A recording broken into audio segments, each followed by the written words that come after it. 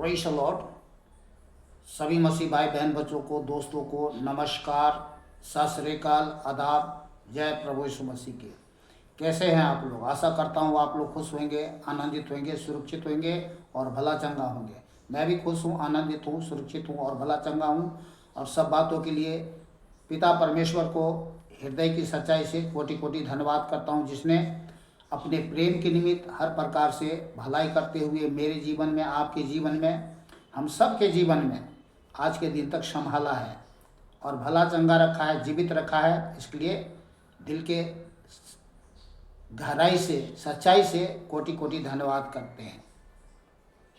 आज मैं आपको बहुत बड़ी रहस्यमय बातों को बताऊंगा जो आपने कभी सुने नहीं होंगे। मैं संसार में रहने वाले भाई बहन बच्चे लोगों से कहना चाहता हूँ कि आप लोगों ने तो न कभी सुने होंगे और न ही देखे होंगे।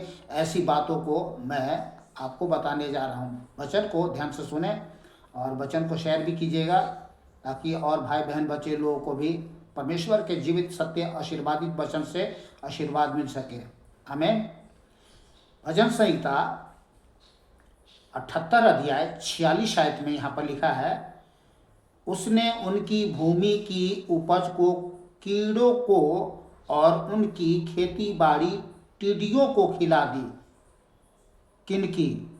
उनकी जो सर्वशक्तिमान प्रभु परमेश्वर यीशु का या यहोवा परमेश्वर का कहें,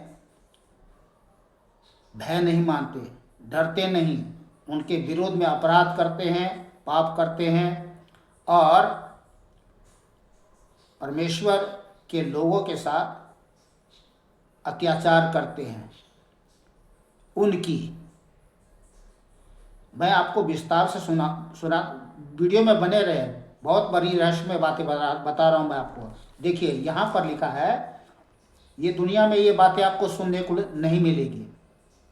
निर्गमन, बाइबल में निर्गमन नाम का पुस्तक है। यहाँ पर लिखा है 10 अध्याय 12 से 19 आयत तक में अद्भुत रहस्यमय बातें सुनिएगा ध्यान से। तब यहोवा परमेश्वर ने मूसा से कहा, मिस्र देश के ऊपर अपना हाथ बढ़ा कि टिड्डियाँ मिस्र देश पर चढ़ के भूमि का जितना अन्न आदि ओलों से बचा है सबको चट कर जाए। अतः मूसा ने अपनी लाठी को मिस्र देश के ऊपर बढ़ाया। तब यहोवा परमेश्वर ने दिन भर और रात भर देश पर पुरवाई बहाई। ध्यान से सुनिएगा। तब यहोवा परमेश्वर ने कहा, मिस्र देश के ऊपर अपना हाथ बढ़ा कि टिड्डियाँ मिस्र देश पर चढ़ के भूमि का जितना अन्न आदि ओलों से बचा है सबको चट कर जाए। अतः मूसा ने अपनी लाठी को मिस्र देश के ऊपर बढ़ाया। तब यहोवा परमेश्वर ने दिन भर और रात भर देश पर पुरवाई बहाई, और जब भोर हुआ तब उस पुरवाई में टिड्डियाँ आई और टिड्डियाँ ने चढ़ के मिस्र देश के सारे स्थानों में बसेरा किया। उनका दल बहुत भारी था, ना जाने कितने अरबों खरबों थे।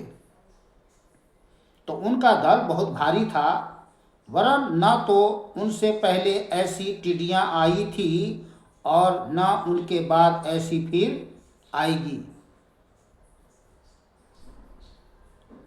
वे तो सारी धरती पर छा गई, यहाँ तक कि देश में अंधकार छा गया।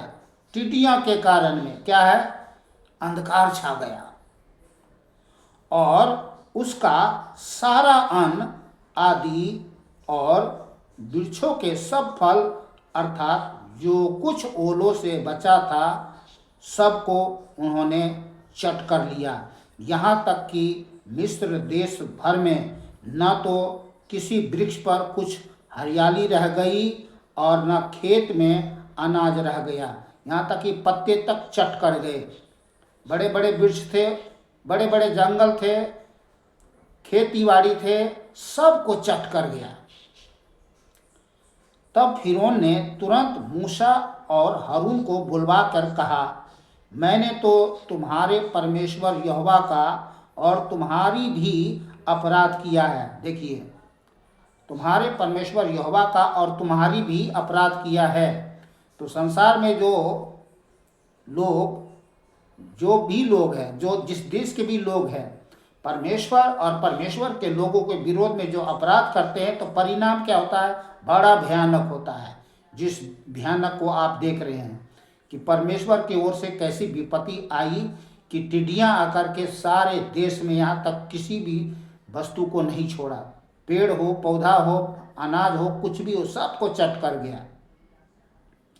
तो इसलिए केवल अब की बार मेरा अपराध क्षमा करो। अब ये क्या है? अपराध क्षमा के लिए उसे विनती कर रहा है। किससे? मूसा से।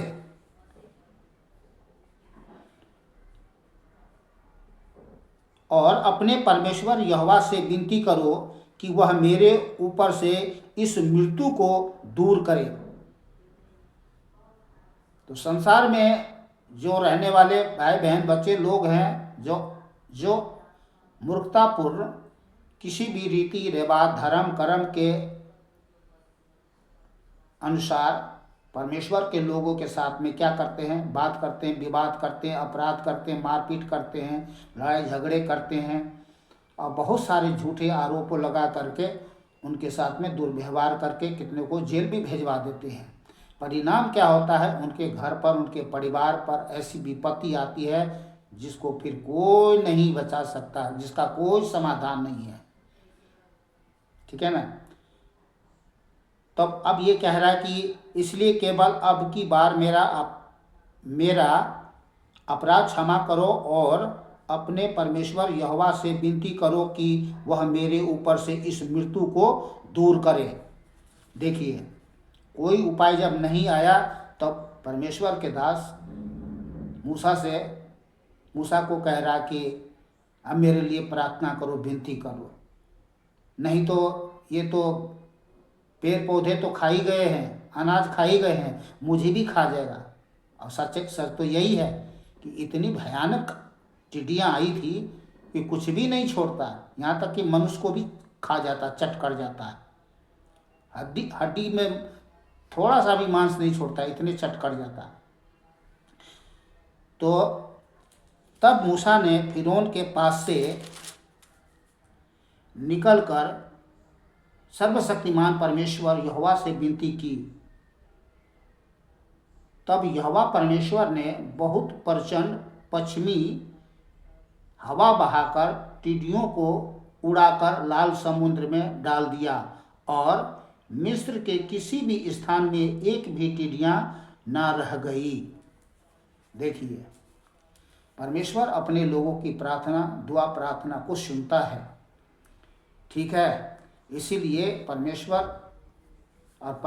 के लोगों के साथ में कैसी बात व्यवहार करना चाहिए, इस बात को संसार में रहने वाले भाई बहन बच्चे लोग समझ ले, जान ले कि परमेश्वर को परमेश्वर समझे, परमेश्वर के लोगों को सच्चा अच्छा परमेश्वर को बच्चा जान करके उनसे प्यार करे, तभी आपका भला है। नहीं तो बड़ी बड़ी भयानक विपत्ति दुर्घटना घटती आ रही है।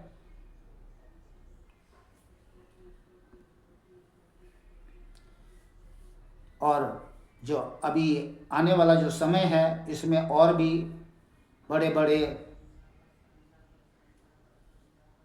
जो बाइबल में लिखे हैं विपत्ति के बारे में, वो सब आने वाली है। तो वो सब क्यों आएगी?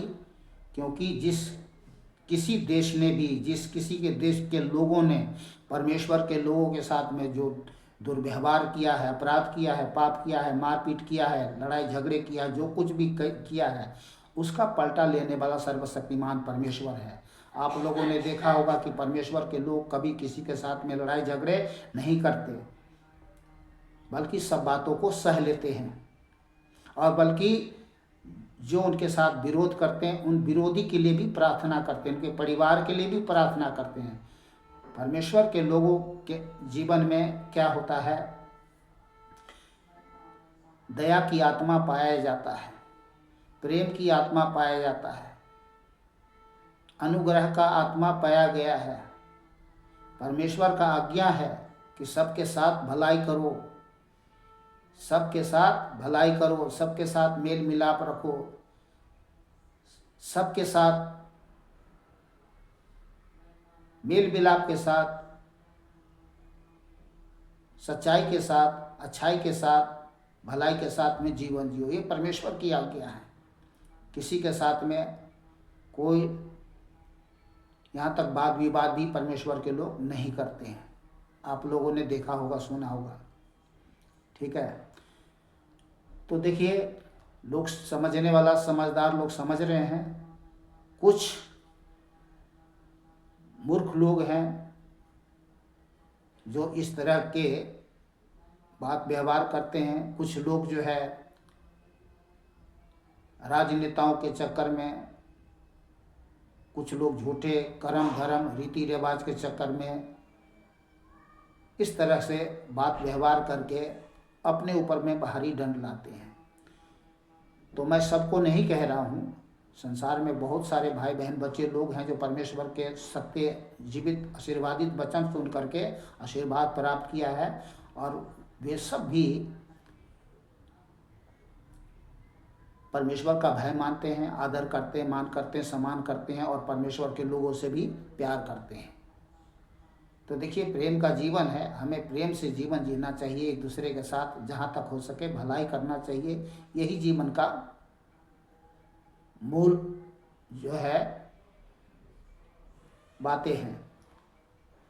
चलिए मिलते हैं दूसरे वीडियो में। आप लोग खुश रहे, आनंदित रहे, सुरक्षित रहे, भला चंगा रहे। नमस्कार, सत श्री अकाल।